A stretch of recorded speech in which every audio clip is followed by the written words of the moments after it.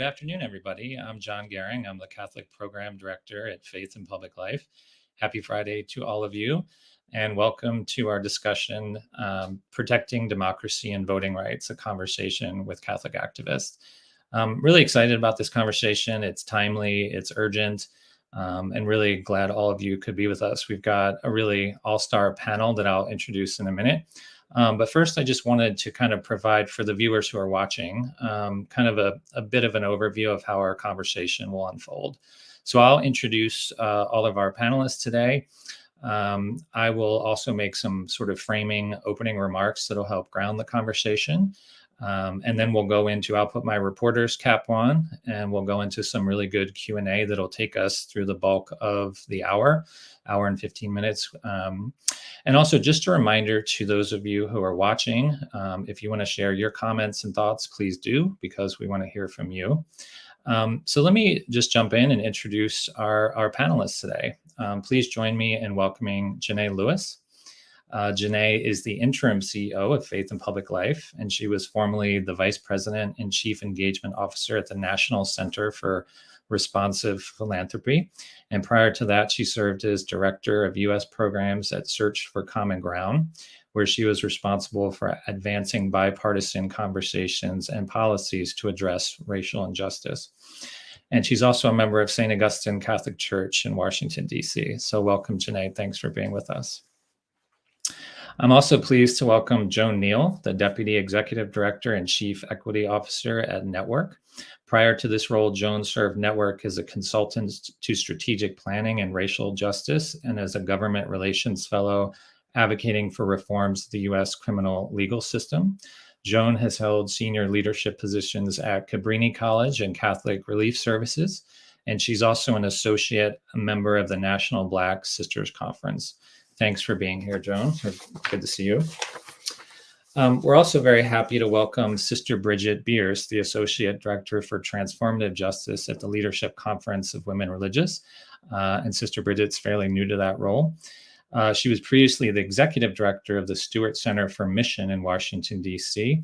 And Sister Bridget has also brought her skills as an educator, writer, activist, and facilitator to a number of ministries, including in several schools throughout the country, where she's worked as a teacher, principal, dean, and head of school. So welcome, Sister Bridget.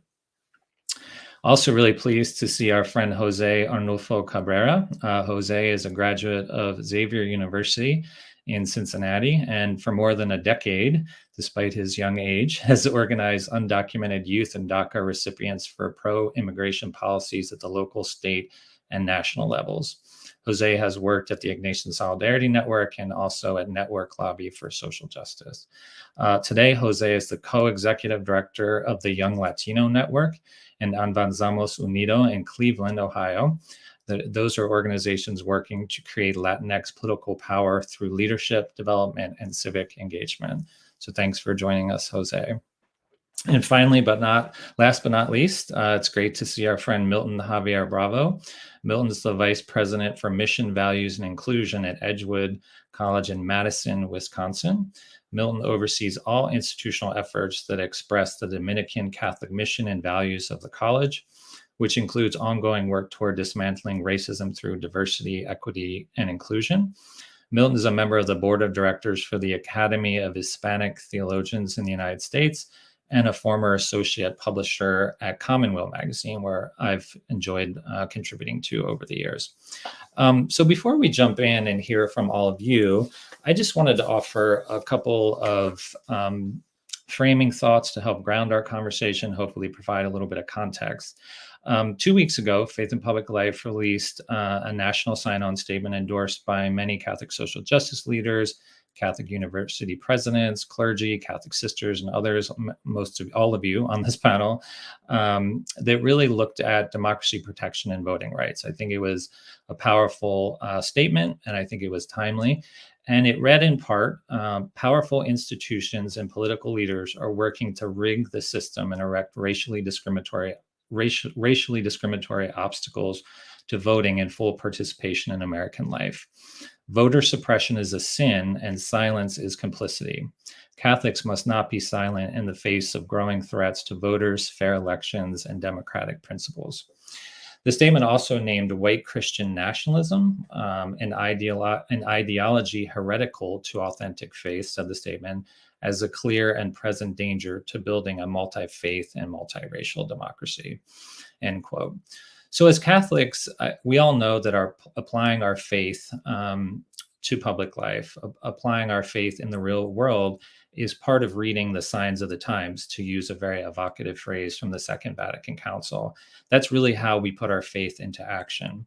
And we know that Catholic social teaching's emphasis on rights and responsibilities, the common good, solidarity, subsidiarity, participation in civic life is really kind of a deep well of tradition that we can draw from right now to address some of these contemporary challenges. And I think we are really blessed to have that tradition at our disposal right now. So what do we see when we look at the signs of our times? We see threats of political violence and dehumanizing rhetoric toward elected officials increasing. We see the Supreme Court, which in 2013 dismantled key provisions of the landmark Voting Rights Act, now hearing a case that experts warn could empower gerrymandered partisan legislatures to override the will of voters. We see lawmakers across the country passing laws that make it harder for people to vote, particularly people of color, and that's often a deliberate choice. There was a new poll, actually, that was just released yesterday, some of you may have seen, from the Leadership Conference on Civil and Human Rights, that found that strong majorities of likely voters across the political spectrum and across race and gender believe our democracy is under threat. And I also think we can't ignore the fact that well-funded movements on the Christian right are a part of a systemic campaign to make it harder to vote.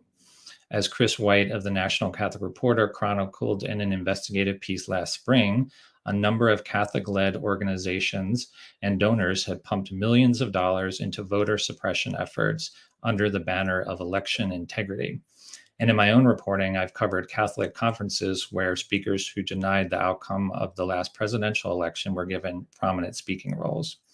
So our challenges are clear and urgent, but so too, I think, are our opportunities. I'm really energized by Catholic leaders and advocates who are speaking out and taking action to protect our democracy at this critical time. And I think really together we have collective power, we have a moral voice, and we have the lived experience of walking with people who are most impacted by injustice.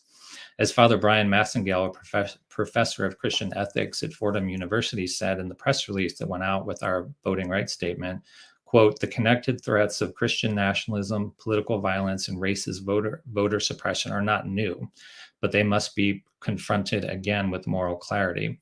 And Father Massengale continued, "I urge our bishops, my fellow priests, and all Catholics to speak out more boldly." So with that, I want to turn to our speakers, who I know are not shy about speaking out boldly. And I think to begin, I would really love to hear from each of you about sort of how your Catholic values, how your story and our faith tradition inspires you to speak out on issues of protecting our democracy and voting rights. And also, if you could provide a little bit of context for our viewers about how your respective organizations think about this. So Jeanné, let's start it off with you. Thanks, John, and welcome everyone. I'm very excited to be here with you today. In case you're unfamiliar, Faith in Public Life is a national movement of faith leaders united in the pursuit of justice, equality, and the common good. And we know that the voices of faith leaders, including Catholics, can play an outsized role in national conversations, especially when given the necessary resources, training, and support. We've seen evidence of this in our country as more politically conservative voices claim to have a monopoly on the morals and priorities of people of faith. But the data and the experience of faith in public life over our history tells us that this claim is a myth. The truth, as it usually is much more complex. My Catholic upbringing compels me to ensure that we all have equitable opportunities to exercise our consciences in the public sphere, and that we have a space to do it with deep discernment and allowing for the complexity of our current political reality. I'm a cradle Catholic, and I went to Catholic middle and high school. And especially in high school, we deeply engaged the issues of the day, and we learned some beautiful Catholic practices to do that well. My formation also intersects with the other nuances of my lived experience and that of my family members, and they all point to an imperative to strive for a healthy democracy. Though I'm originally from the DC area, I have lived and worked as a faith based organizer in several swing states, Florida, Ohio, and North Carolina. I've had my ability to vote questioned in some of those states. I've worked as a precinct worker in many of those states. And I've seen how the systems and the rules directly exclude and disenfranchise marginalized voters. I've also run for local office in DC, and I've seen how local boards of elections can either help or hurt our democratic process. My grandparents are from New Orleans, Louisiana. They were also cradle Catholics, and they had to take an unconstitutional literacy test in order to vote. My grandfather, in particular, organized with other Black Catholics in his parish to get an advance copy of the test so that they could all pass and they could vote. In my lifetime, most of the barriers that I've seen were designed by a handful of people manipulating systems and then depending on well intentioned voters or poll workers to be confused. In my lifetime, I didn't think I'd have to face the level of violence and intimidation and a breakdown in the rule of law that my grandparents did more than 50 years ago. Yet here we are. John mentioned the level of violence and intimidation that we're seeing right now and the level of threats that we're seeing right now to our democracy. And at Faith in Public Life, we know that equitable access to voting is a linchpin. It's critical to a healthy democracy. So we're working across the layers of our democracy to protect it. This year in particular, we are continuing to build an infrastructure to prevent political violence and counter disinformation, not only for this year, but also looking into future election years. We've convened a national faith table of over 25 faith organizations so far, serving as a strategy and a rapid response hub. We're training leaders across the country to be peacekeepers at the polls and to meet with elections officials to advocate for upholding elections. We're also building on our legacy of providing communications, tools, and strategies for faith leaders to use during rapid response moments. And our founder, Reverend Jennifer Butler, is currently speaking widely about the dangers of white Christian nationalism that John mentioned. So I look forward to being here today with this panel and having a conversation with all of you about how we as Catholics specifically can continue to be engaged in protecting our democracy and living out our Catholic social teaching.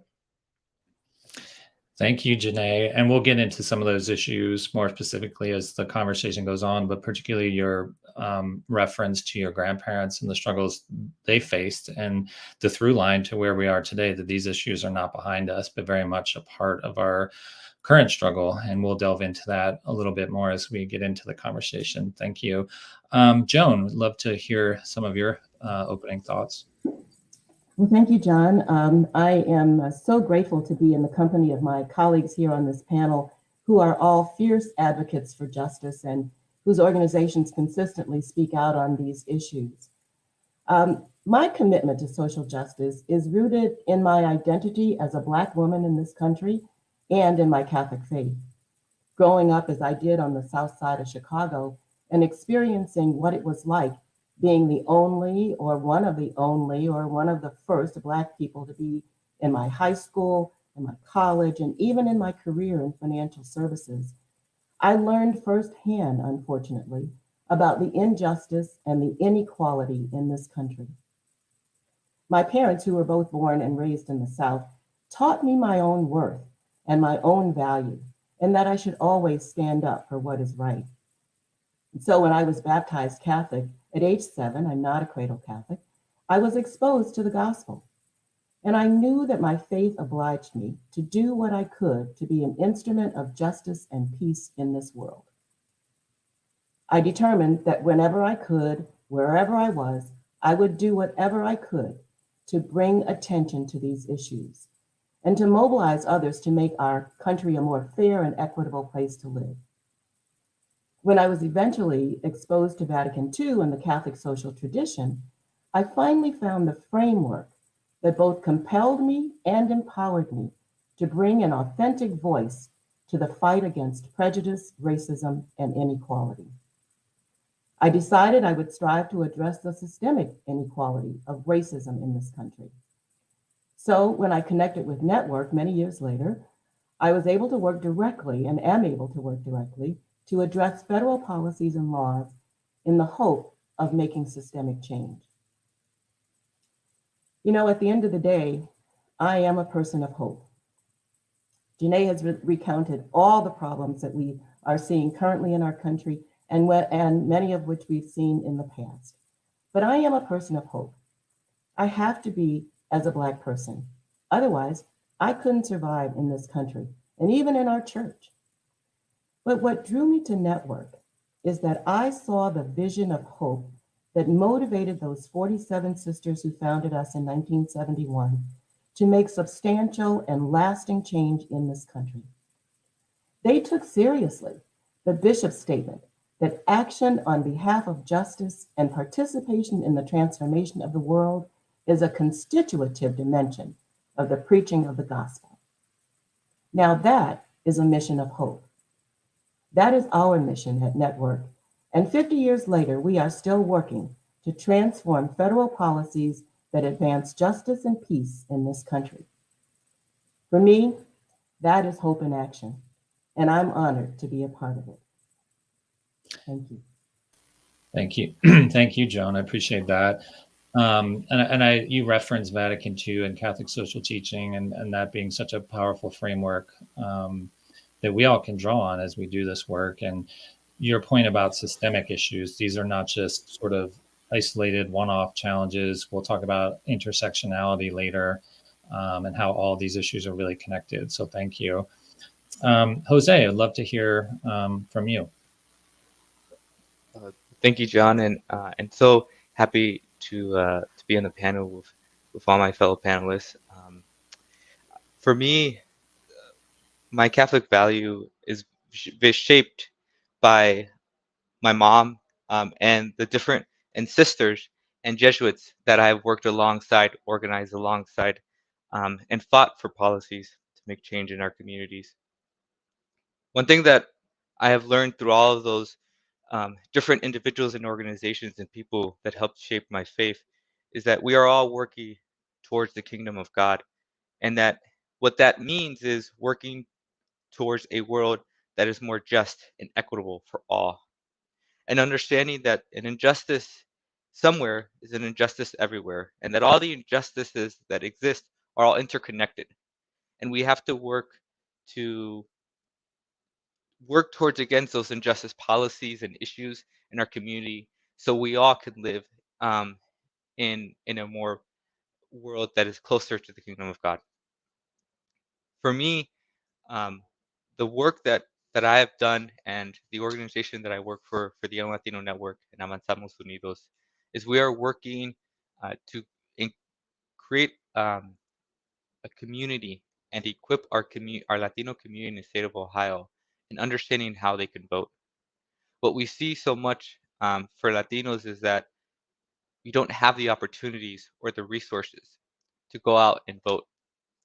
And so what we are hoping and working towards is giving them those tools and helping to understand how the political system works. Because one thing that we know is, as we continue to work to change these policies, what history has shown us is that these policies and trying to reduce our chances of voting and are always going to happen. Policies are always going to be put.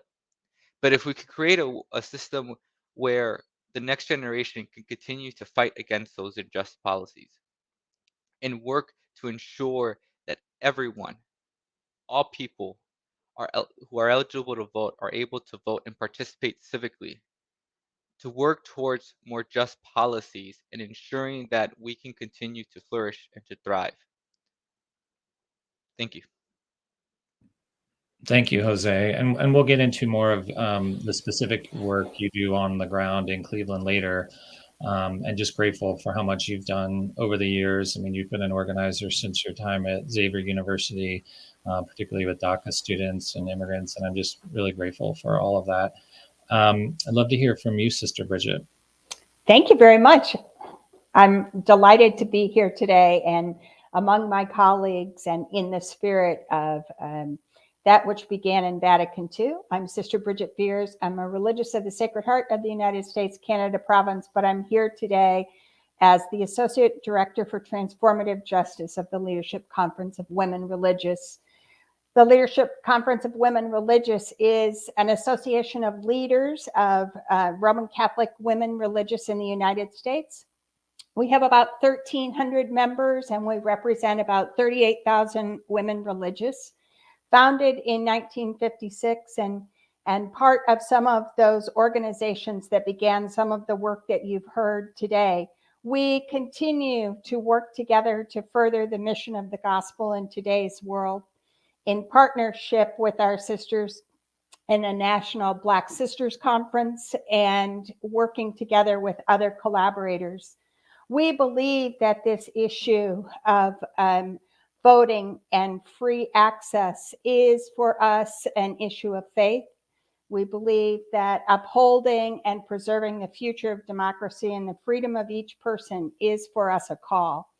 As women of faith, we believe that all people are created in the image of God and have the right and the obligation to participate fully in our democracy, no matter their race, background, zip code, or the access that they have to that right.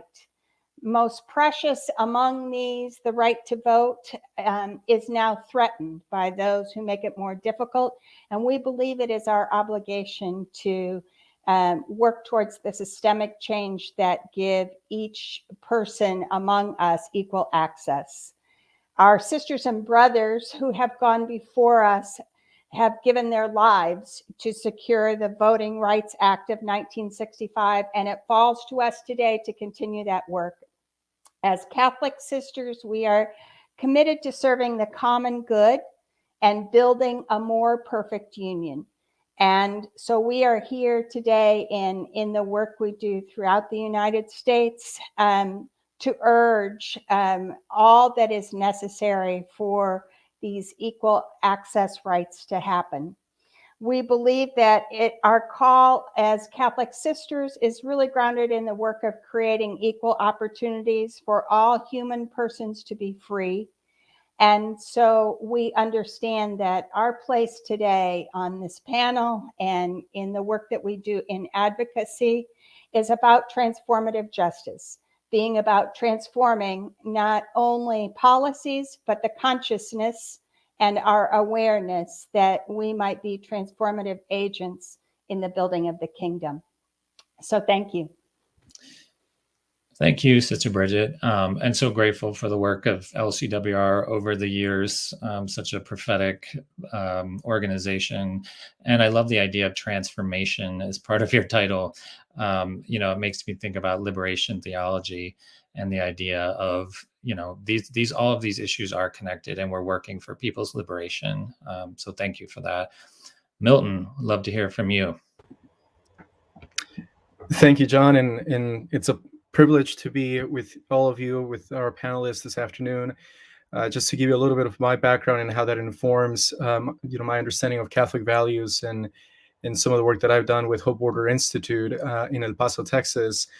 I'm a immigrant from Ecuador. My family and I migrated from the Global South in the early 1990s and settled in New Jersey. I am the first of my family to complete a bachelor's, a master's, and a doctorate here in the United States. And throughout that experience of education, most of it in Catholic education, there was the absence of representation in the curriculum. There was an absence of Latino theologians, US-based Latino theologians throughout my studies. And why is that important? Well, as you framed this conversation, John, this framework of white Christian nationalism, right, is one that is fueled by fear. It is one that is fueled by division, and certainly one that's fueled by lies, right? And how those fears, those divisions, those lies can lead people to real acts of violence and hatred. And certainly in our Hispanic Latino community, we experienced that over the last few years. And one of the culminations of that fear of the other and that hatred of the other was the August 2019 massacre, the largest massacre in the Hispanic community in the United States history that occurred in El Paso, Texas. And so, how does our Catholic values and how does my personal experience kind helped me wrestle with this in la lucha, in the struggle for liberation and the struggle for justice, is to think of the plurality that exists within our Catholic community, the multicultural reality of Catholicism in the United States, the pan-ethnic reality of the Catholic community. You know, in Hispanic ministry nationally, we see parishes and people of faith through the lens and through the context of a community within communities. And so that allows us to sort of walk with gospel values and also kind of look at our encounters, right? Through active listening, through active dialogue, through getting to know the struggles of others. Pope Francis speaks to that a lot in his encyclicals, particularly in Laudato Si and Fratelli Tutti, which have added to our Catholic social teaching understanding, right? And so how do we create a culture of encounter? How do we create a culture that allows us to understand the nuances, the traditions, the faith of peoples, and how do we engage with those, particularly at the margins of society? You know, when we think through those who don't have access to voting rights, you know, we forget those that are invisible, that remain invisible in the political participation. And mind you, political participation is one of those Catholic social teaching principles. And those that remain invisible are 11 million plus undocumented families that are here in the United States. Those that live in mixed status families, when one member of the family has access to the political process, but many others don't.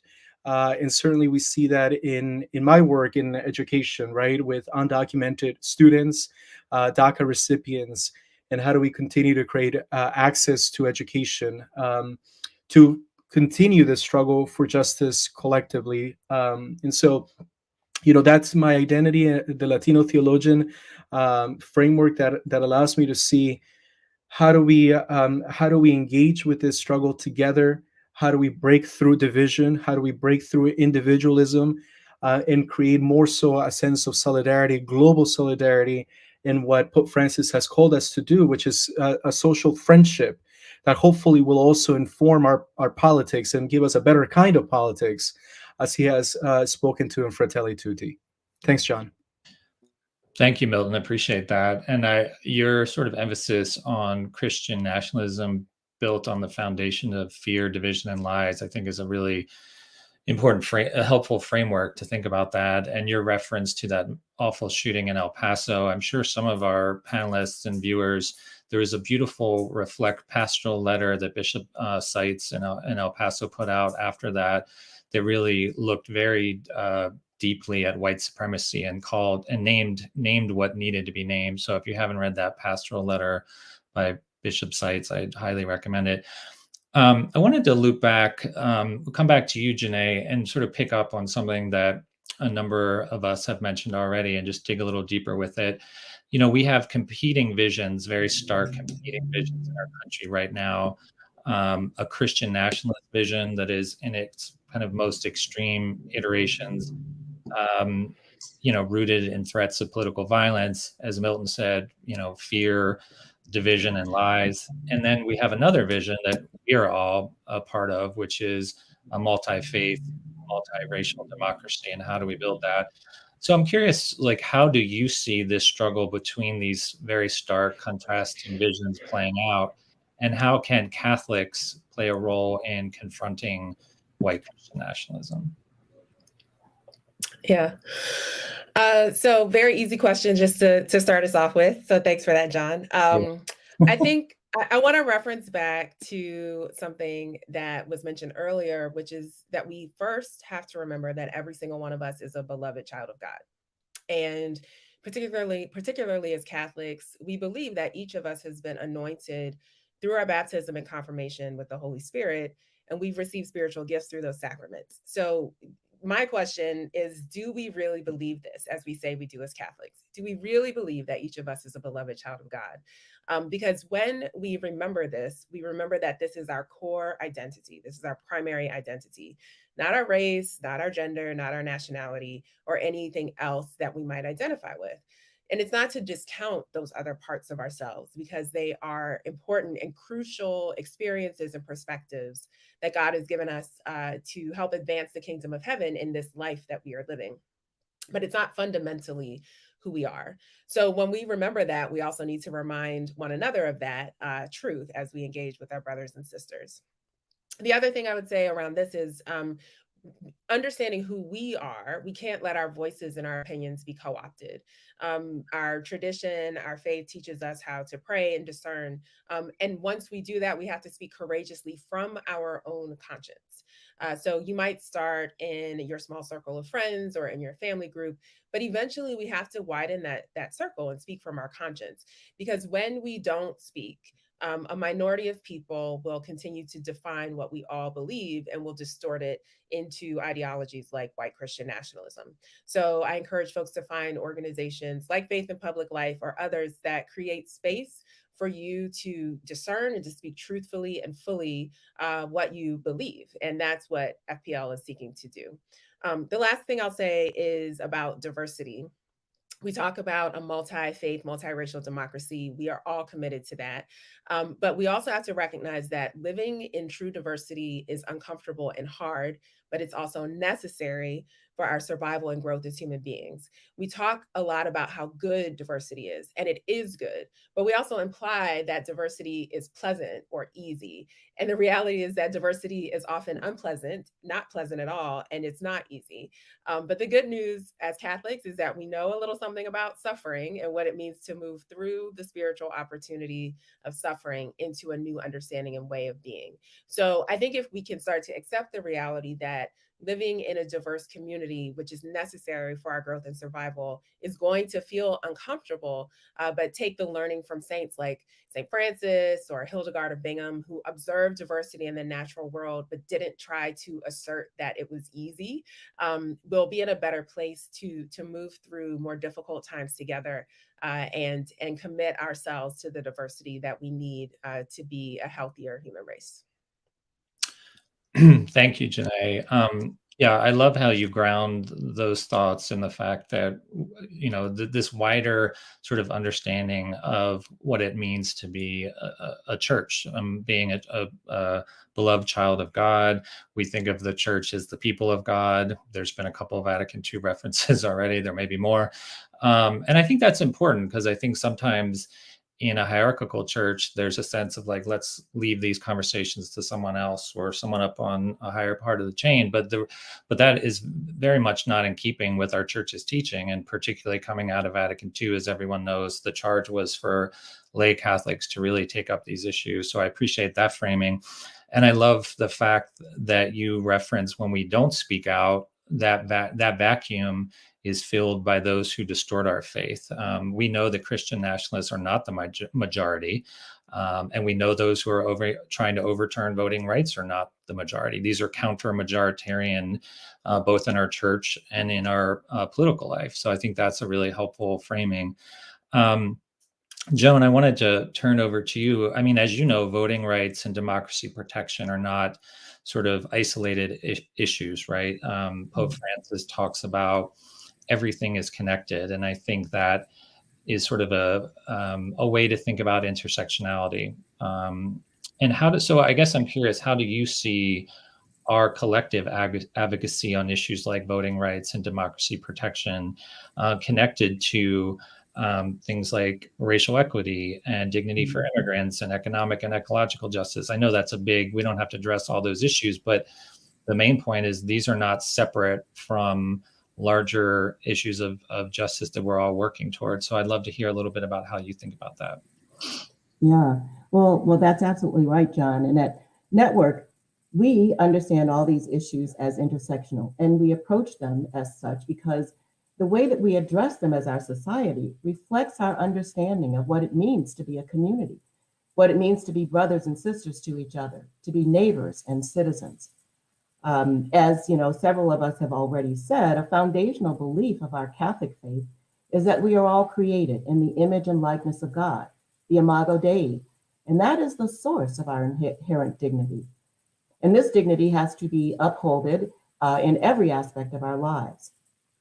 As Catholics and as citizens, we are called to care about how our civic and social life affect those who are poor or economically disadvantaged, those who are on the margins, those who need access to quality health care and decent housing, those of us who are immigrants in our midst, so people can earn a fair wage and have decent working conditions, people who are disabled in any way, and all those who are marginalized by racism, sexism, and all the other isms.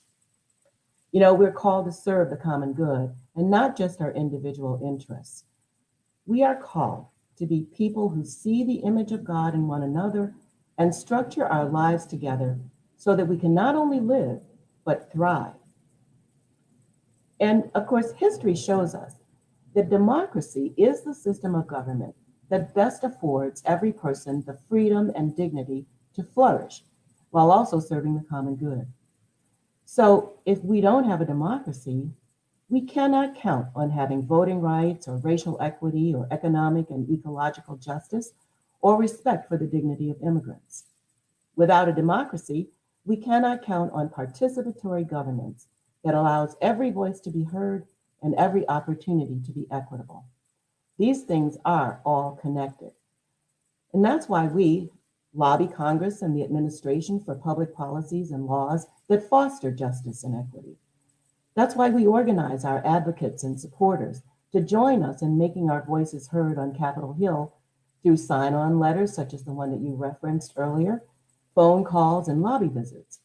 That's why we offer educational programs on the inequity in the tax system, for instance, on the racial wealth gap, on the theology of voting, and other issues that affect the common good.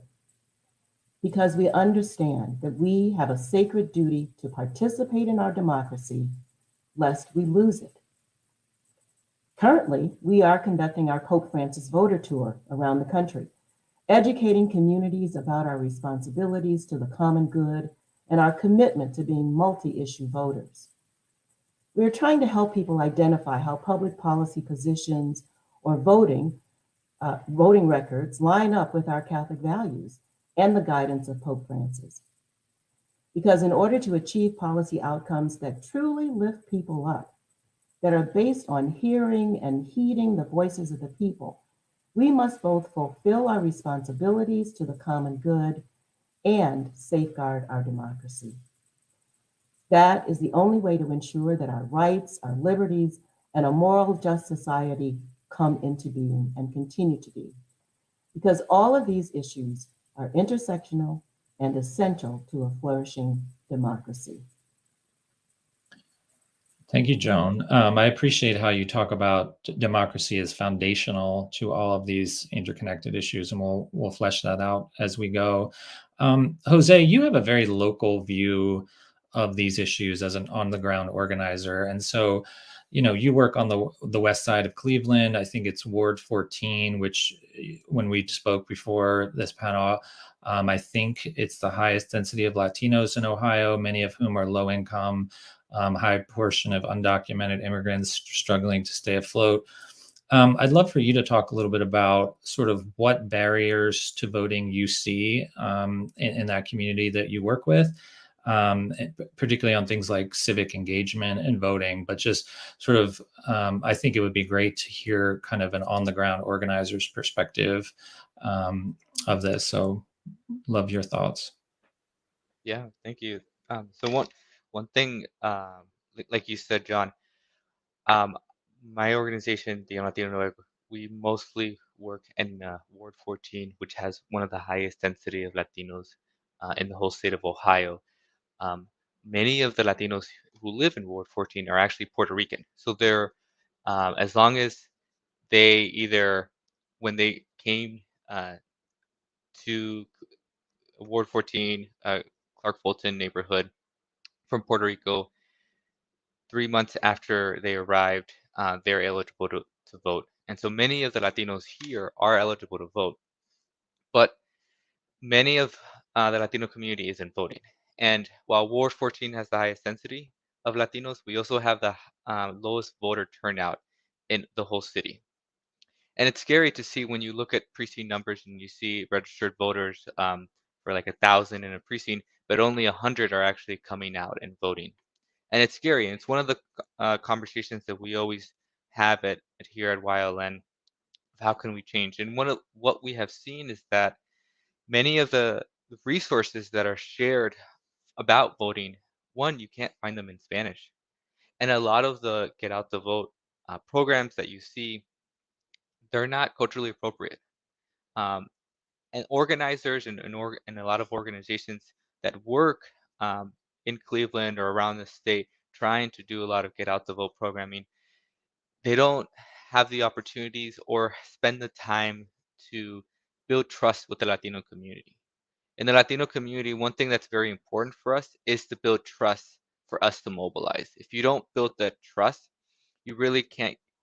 Asking us to go out and vote, yeah, you're gonna get a blank or cricket, sounds in the background. We won't go and vote.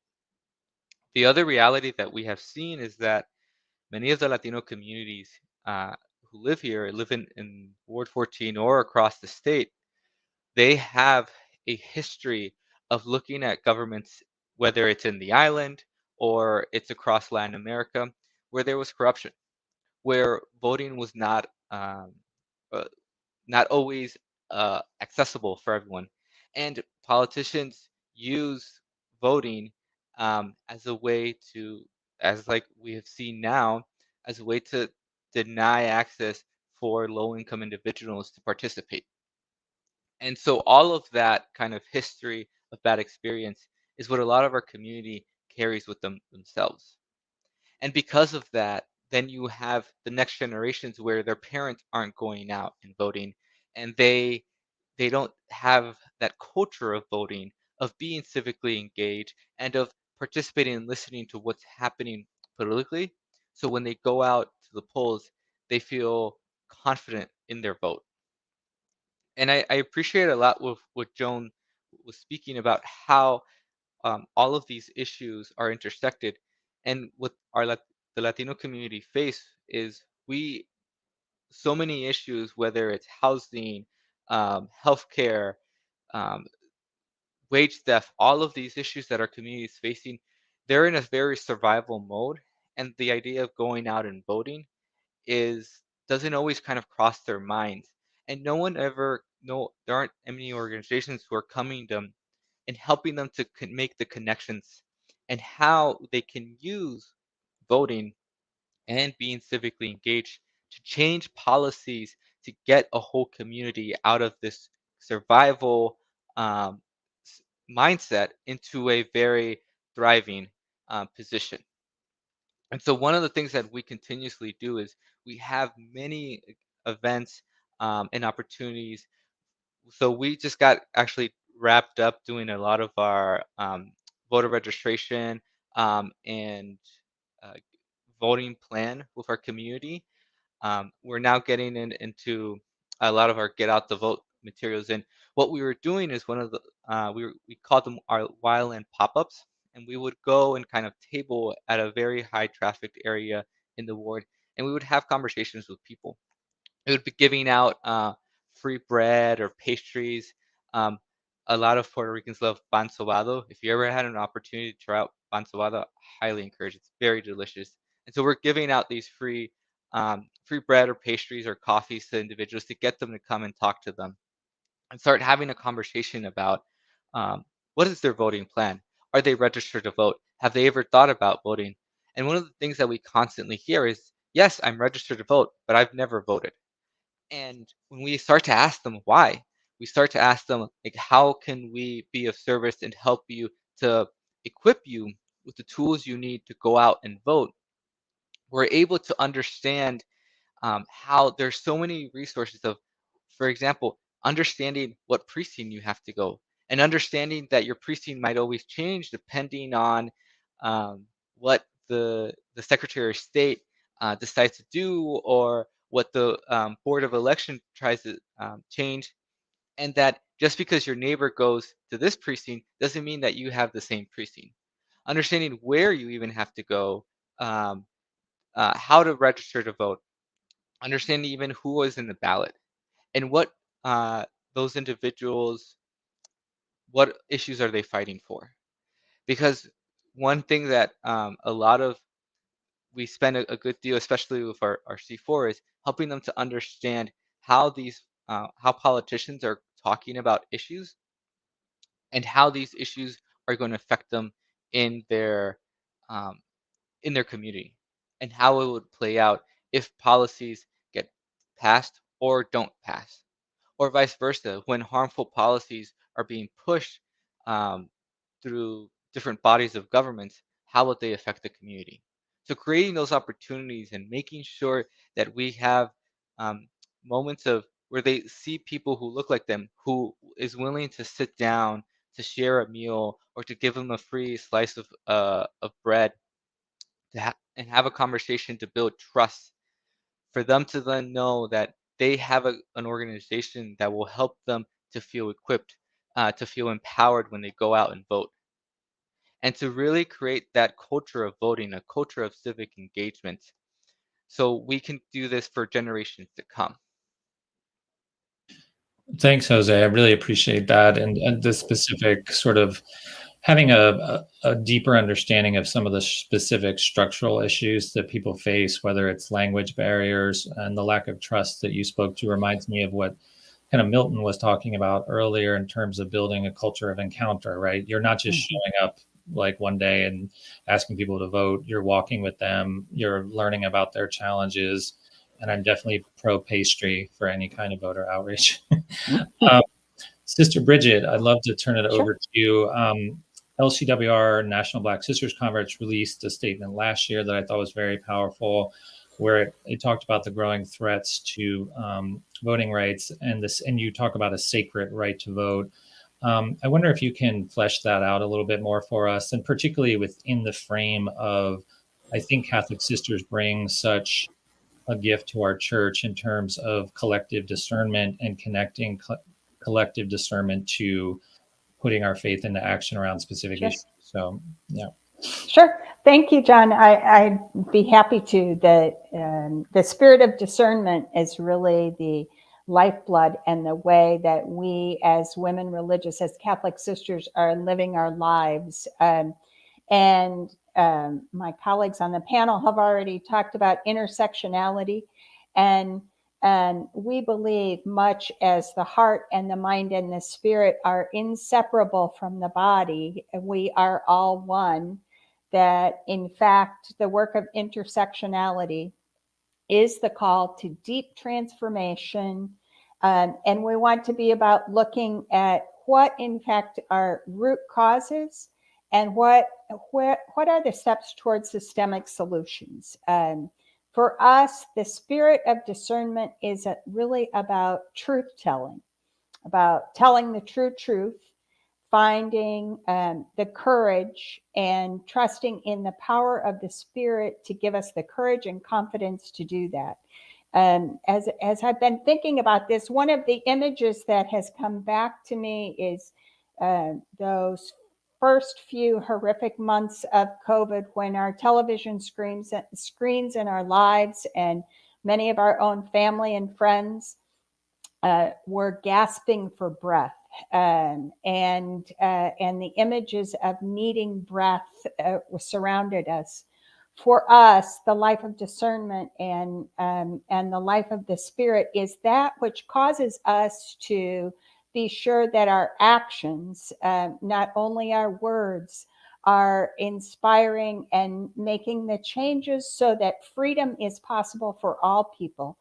And it is the work of LCWR, of our members, of our congregational lives, to continue to ask that question, what is the work for us to do now to be sure that God's beloved community is possible in our midst, and to continue to build on the shoulders of those who have gone before us. But we never do it alone. For us, it is a spirit of cooperation, collaboration, and the building of community that makes the transformational work possible. So we are deeply committed to being engaged with others in both advocacy and the work of transformative justice. So thanks, John. I love how you focus on truth telling. And, at Faith in Public Life, we talk a lot about the power of stories, the power of narrative, and not coming at these issues of voting rights and democracy protection, or really any issue from sort of a dry ideological or even a political perspective. There's always the political context, but we change hearts and move minds by narrative shaping and telling our stories. And all of you have powerful stories, and all of your communities have powerful stories. So I really appreciate that aspect of truth telling.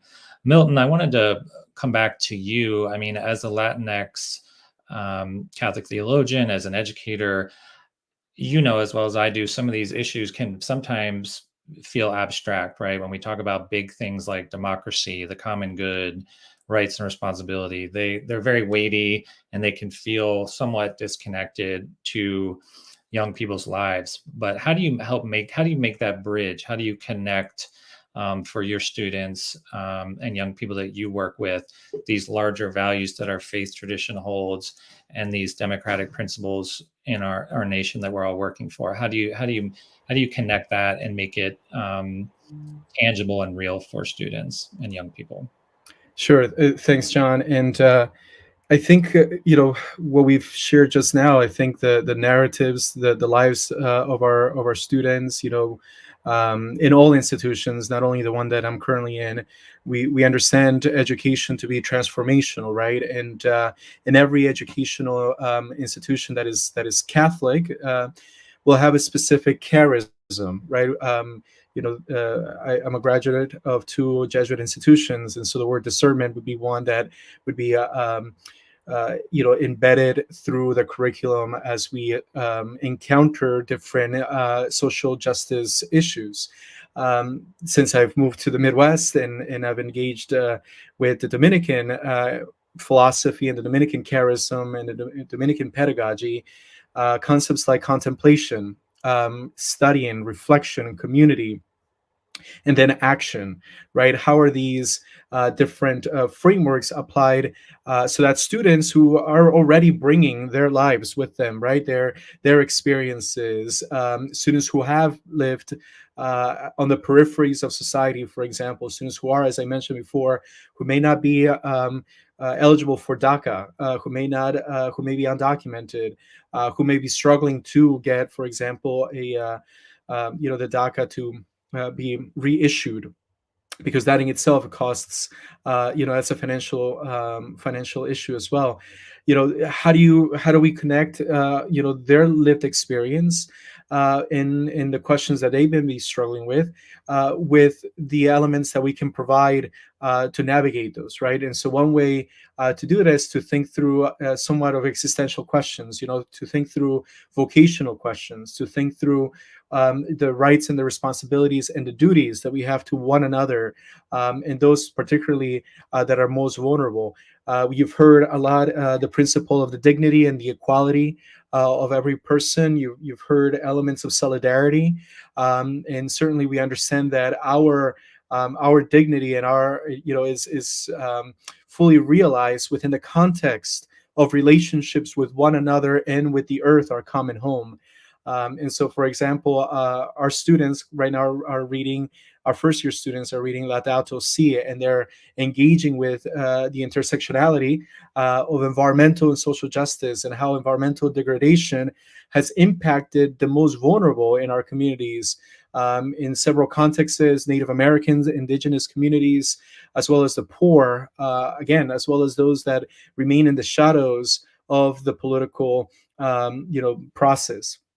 And so how do we take that preferential option for and with the poor as another Catholic social teaching principle and engage students in very practical case studies and very practical ways of viewing the injustices that take place, and learning from many of you in the panel, learning from many other organizations and nonprofits. I mentioned before Hope Order Institute down in El Paso, Texas, and Ciudad Juarez. they're advocating for the inclusion of Catholic social teaching as a piece, for local parishes to be introduced in the curriculum of their catechism. They invite groups, and many of you probably have been to, El Paso, either associated through Co-Border or one of their, partners in the local area, to learn about the local realities, to see how we can welcome the stranger, to welcome the refugee with dignity, as Pope Francis has called us to do: welcome, integrate, promote, and celebrate refugees, migrants, people on the move, which, in my humble opinion, is the issue of the 21st century. How many people have been displaced by political unrest, by violence, and certainly, as we continue to see, by the ongoing climate crises throughout the world. And so, by bringing all of these elements into the curriculum, and by bringing voices and narratives that are representative of the students we are serving and the students we're hoping to serve, I think that makes it more tangible. And so, that's how we bring it. And the last thing I will say probably is, as we think about the charisms, as we think about the different religious congregations, particularly religious sisters who have been at the forefront, right, of this struggle for justice, I would be reminiscent to, not mention this element that the Cincinnati Dominican Sisters, for example, have always been in DC advocating for farm workers' rights and access to education and access to affordable housing and access to healthcare. A couple of months ago, we had a couple of sisters out in California advocating for affordable housing. We see them all the time in El Paso, Texas, and throughout the borderlands, again, advocating for migrants and refugee rights. And so I think, when students are invited to participate, right, in this transformation, in this education, they're embedded through the notion of the mission of the institutions, the charism of the institutions, the teachings of the church, but hopefully are introduced in very practical and meaningful ways through the lives that they have lived, but also through the lives of other communities and individuals. Thank you, Milton. And I love how a lot of what you talked about in the beginning can be summarized in sort of that framework when we think about see, judge, and act, that discipline of, again, seeing the signs of the times, discernment, and then taking action. Jeanné, I wanted to come back to you, and I wanted to talk a little bit about a lot of what you've done in your career is help people build power and movements. Mhm. If we think about how do we harness, we're all part of this pretty big institution called the Catholic Church, in all its diversity and strengths and challenges at the moment. So when we think about our collective Catholic community, and you spoke earlier to kind of how we think about that in a larger frame, how do we sort of build power, whether it's organizers, clergy, sisters? How do we work together, particularly on these issues of voting rights and democracy protection? How do we harness the power of our collective Catholic space more effectively, do you think? Yeah. Well, power is primarily built through relationship, unless you have an outsized amount of money, like some of the folks we hear about in the news traveling to space these days. But for most of us, power is primarily built through relationships. And it varies in terms of how it looks, but relationships are really core. So every Catholic, like every person, can seek to strengthen our relationships with those committed to a thriving democracy. You can join organizations or participate with organizations working towards that purpose, including our local parishes. I mentioned my grandfather organized within his parish to overcome unjust voting laws, and many parishes around the country are working on issues like that and so many other issues.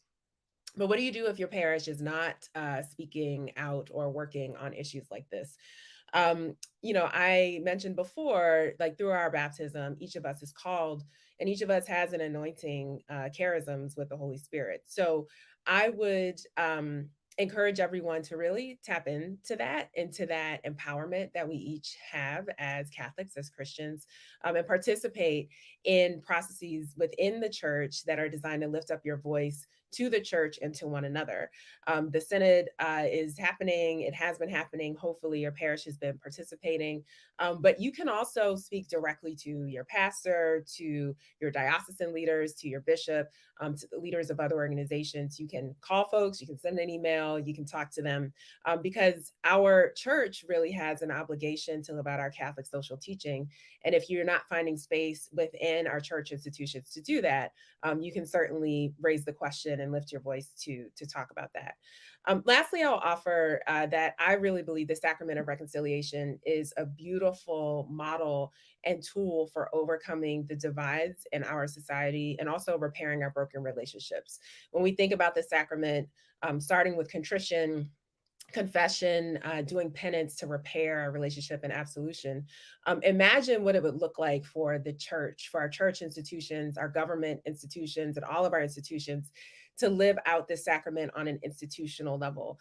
What would it look like for our institutions to do a true examination of conscience around how our relationships with one another and God have been broken, and then engage in a sacramental journey to repair those relationships?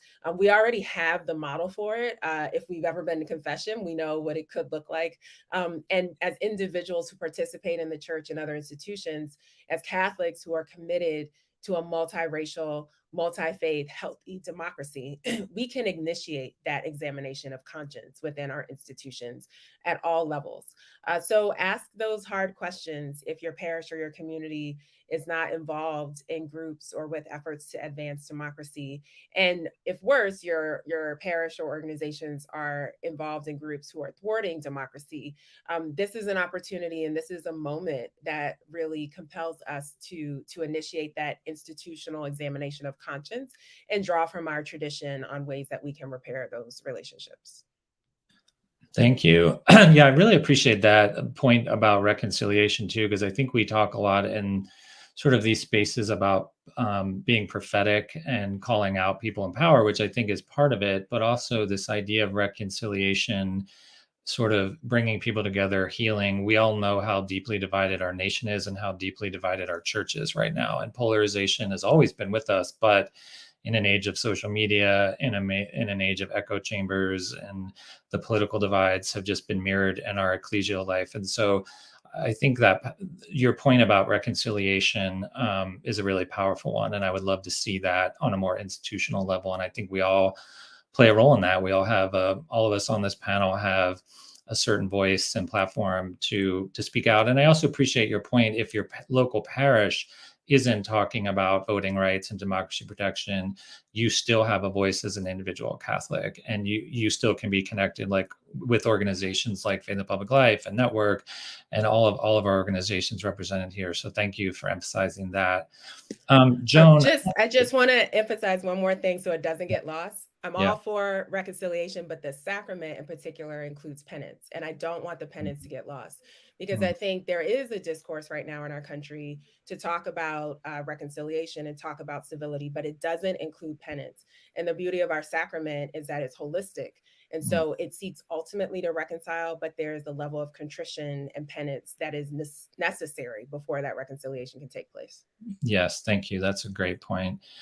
Joan, I wanted to come back to you. I mean, Pope Francis talks about we cannot turn a blind eye to racism and exclusion in any form and claim to defend the sacredness of human life. So the Pope has clearly described racism as a pro-life issue, described economic justice as a pro-life issue. That's not always how we often think about these issues, unfortunately, more broadly in the church. But can you talk a little bit about the connection between systemic racism, attacks on voting rights, and how I think too, like how you would encourage people who either don't see that connection or be resisting seeing that racial justice lens? Yeah, that is a very good and timely question, John. But before I begin, I would just want to say amen to everything Jeanné just said and everything that the other panelists have said up to this point. I think as Catholics, we have a solution that we can offer to our society and to our church if only we would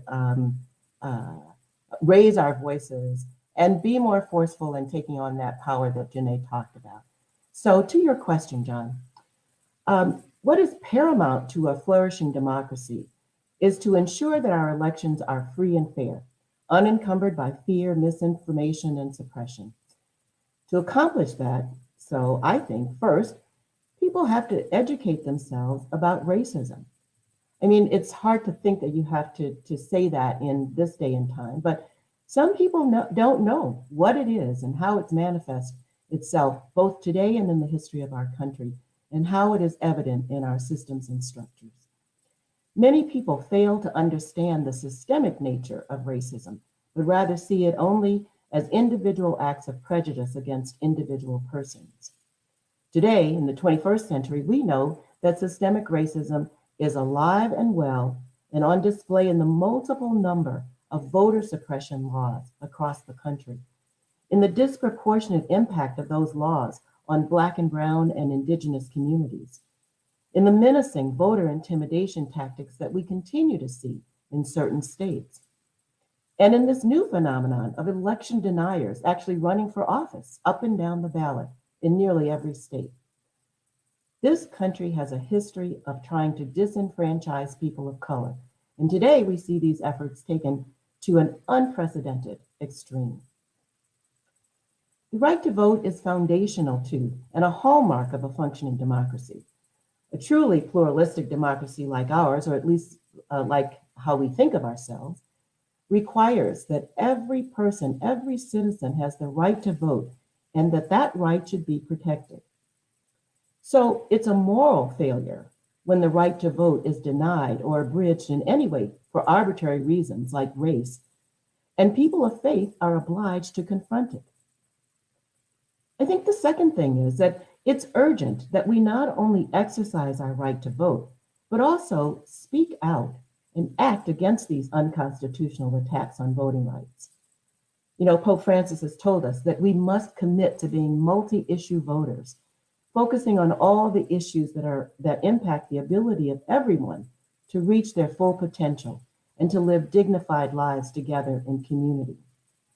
And so we must learn about and educate ourselves about all the issues that are essential to maintaining the common good, and then we have to vote based on those issues.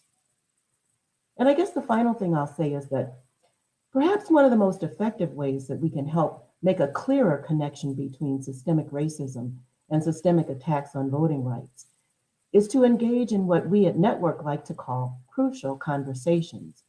And several of us have already brought up this idea of relationship and narrative change and engaging others in these conversations. Because these are conversations with people we know, maybe even people in our own families or in our parishes, who have different perspectives on these issues.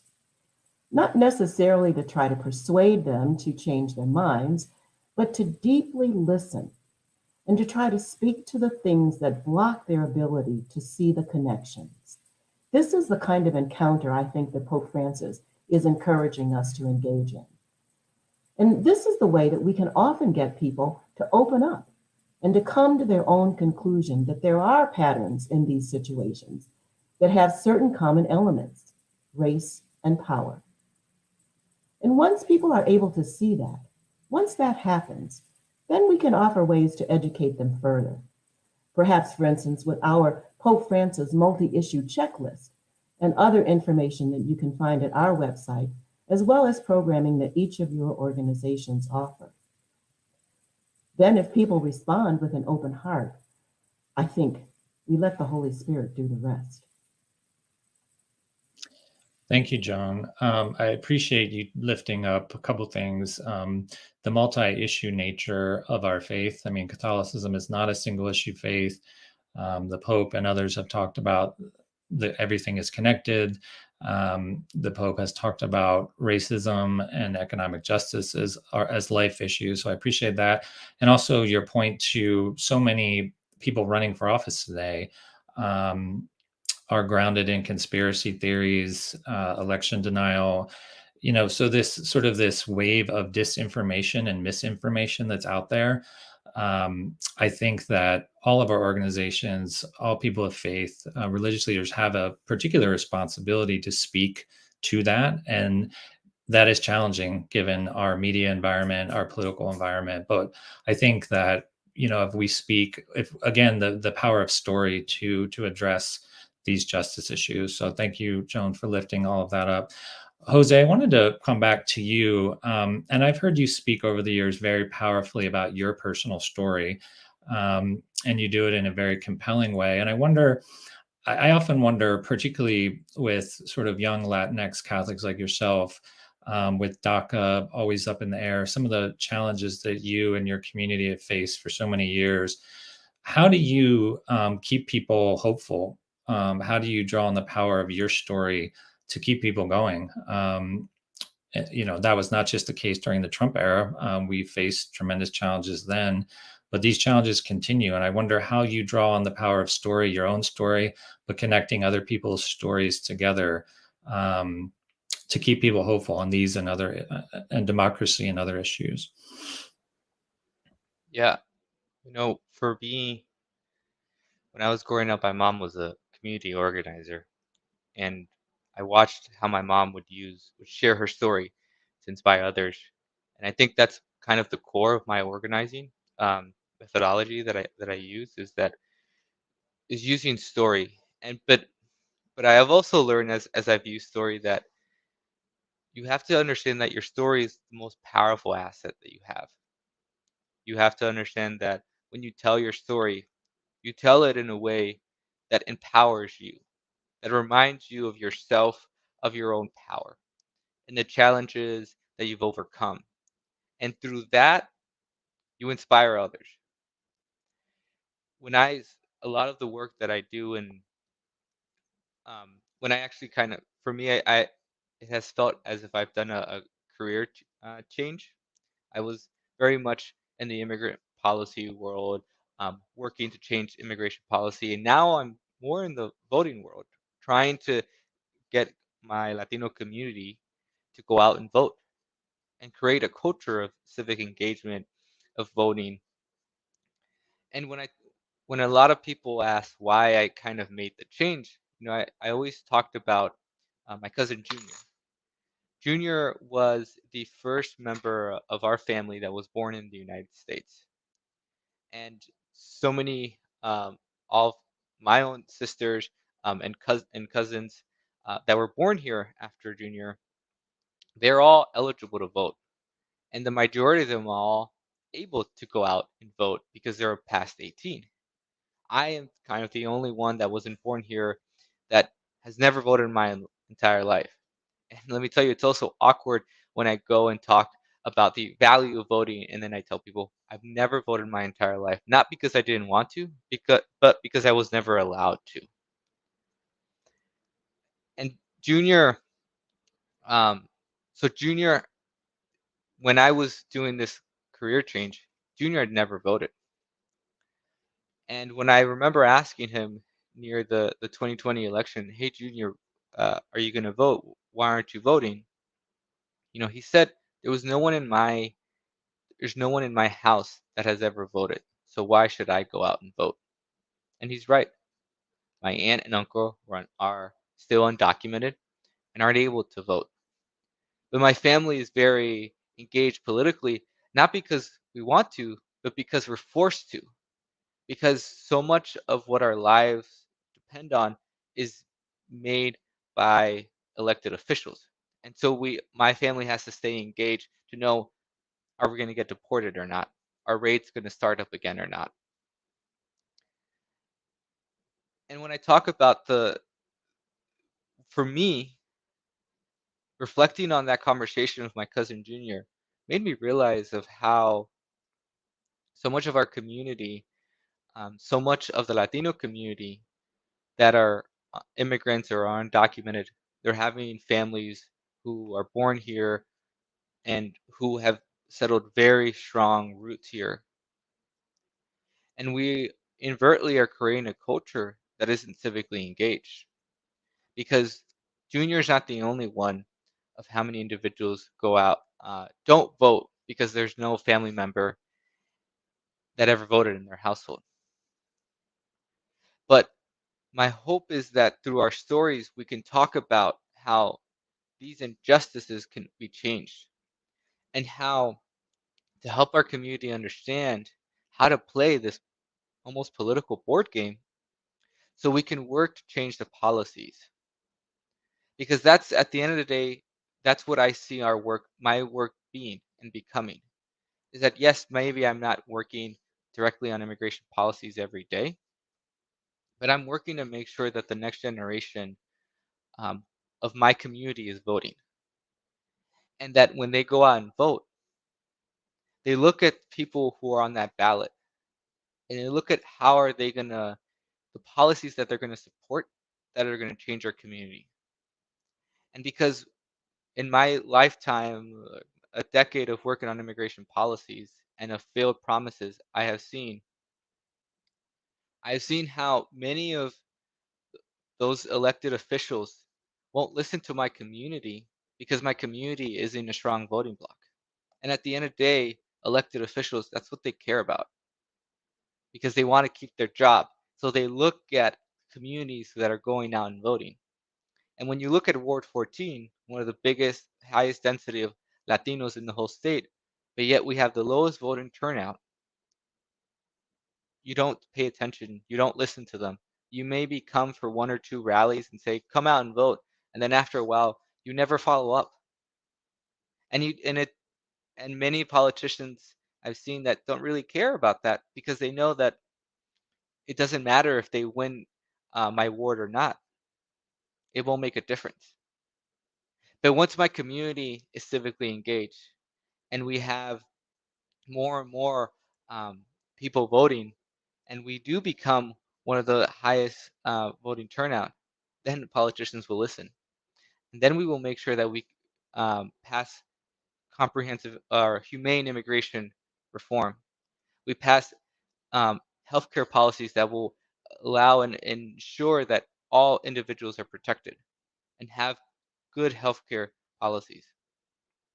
We ensure that housing policies protect all individuals, especially those who are most vulnerable.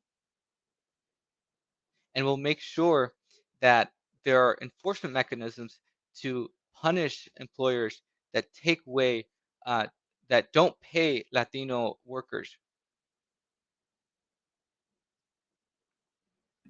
Thank you, Jose. I appreciate that. And, again, coming back to the power of story, I think that's been forefront in this conversation.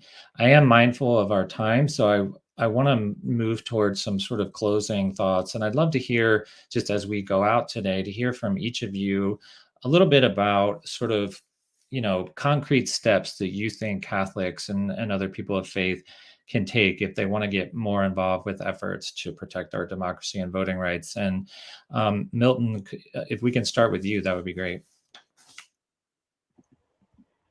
I think, as we've said before, creating a culture of encounter, requires that we listen to those in our local communities, that we get to know the issues that are most prevalent to them, particularly those who are not able to participate, again, in the political process, such as those that remain on the margins, undocumented, and so forth. And to recall that this culture of encounter, allows us to see the suffering that many of our, local communities experience.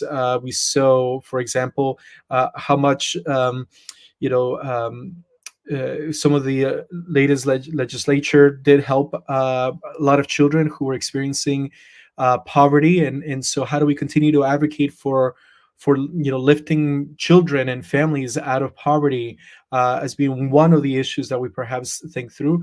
Again, as it has been mentioned, continuing to advocate for refugees, for the cap on refugees to be increased, and to continue to create communities that are welcoming, in creating that space for them. Ultimately, what I'm describing here is mercy, the work of mercy. And Pope Francis has called us, to be at this field hospital that is in the midst and among, those who are wounded, right? Who's the person that we find wounded on the road? And as he has used in Fratelli Tutti, who am I called to be a neighbor to? And so if that question allows us to kind of come out of our own selves and our own needs and figure out the needs of the other, hopefully we'll be able to work that mercy into our political decision making, that hopefully will transform our politics. And God knows certainly that it needs to be transformed.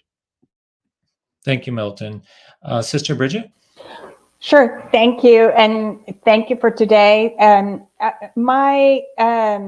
we leave today, I hope that we have each heard the power of story, the power of narrative in our own lives, and that we make the connection to the dream of God as we experience it in Hebrew scripture and Christian scripture, and the call to from the prophet Micah to act justly and to speak the true truth that we have, and to love tenderly, but that tenderness calls us to see those in need and to respond.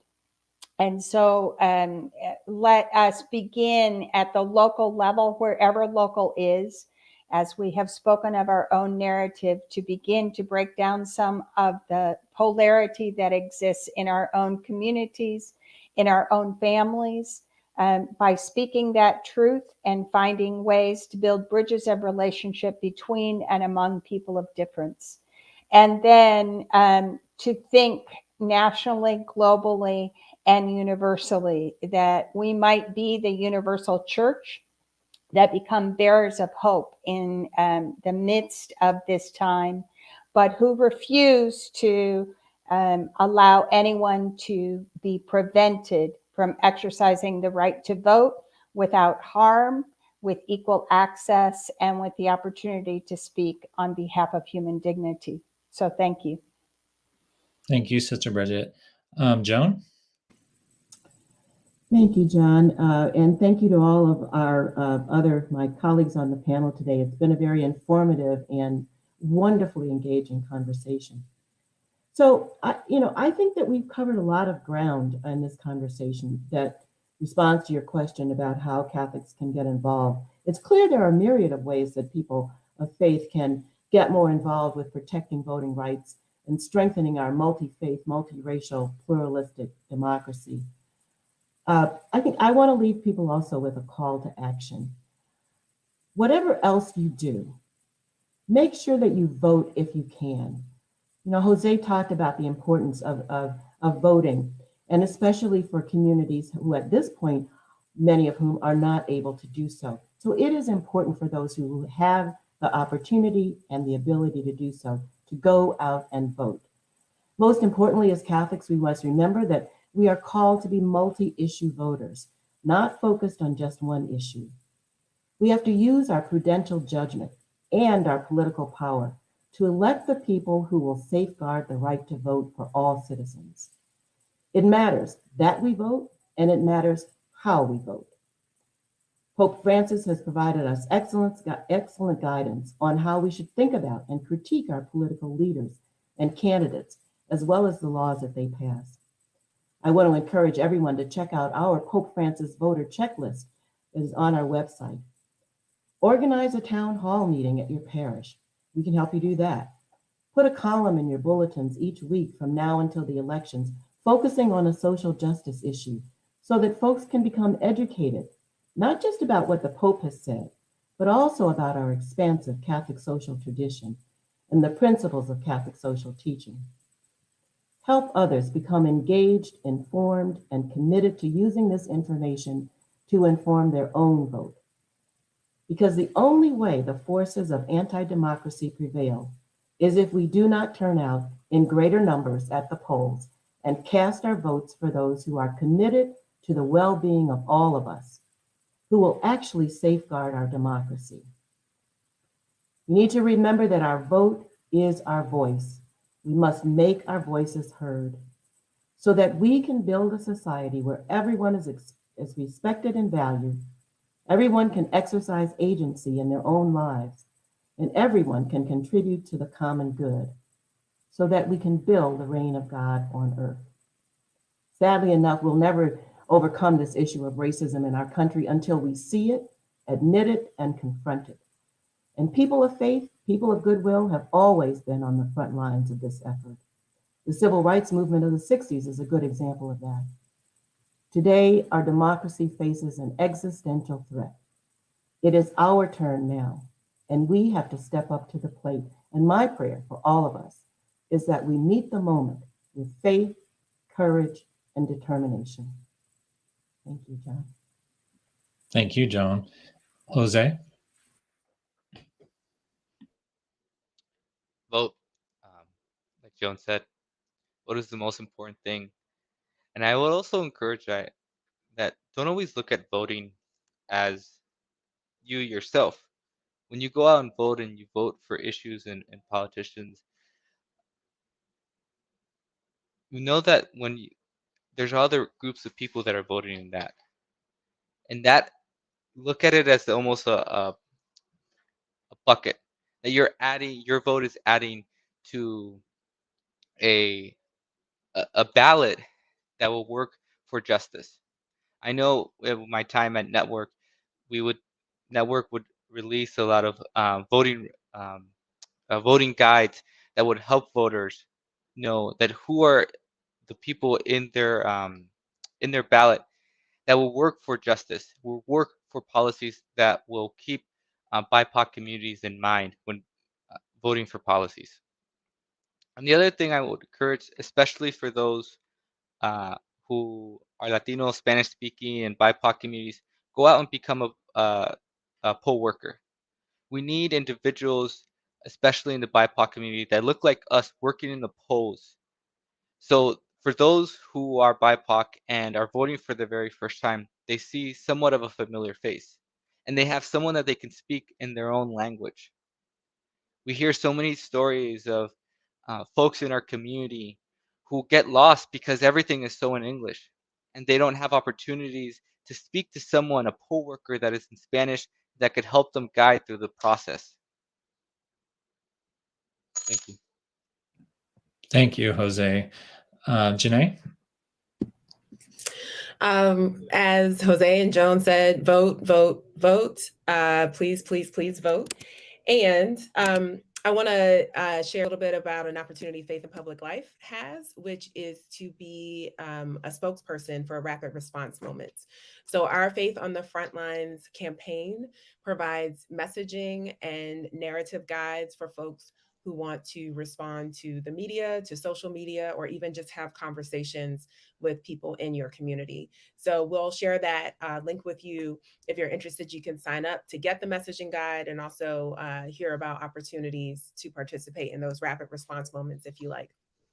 And the last piece that I'd like to share is everyone should save and share the National Election Protection Hotline numbers.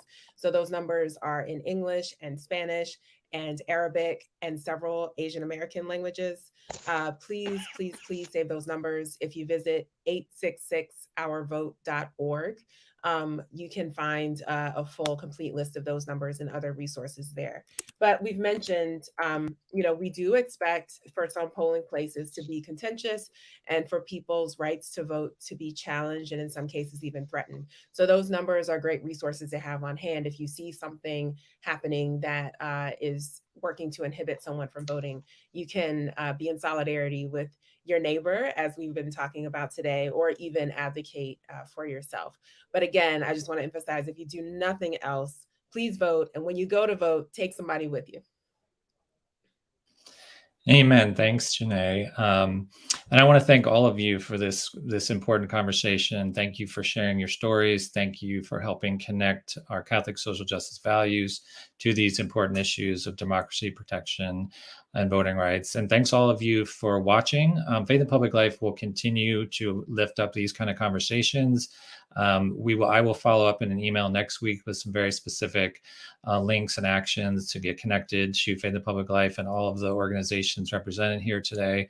So thanks, and have a great weekend, everybody. Take care.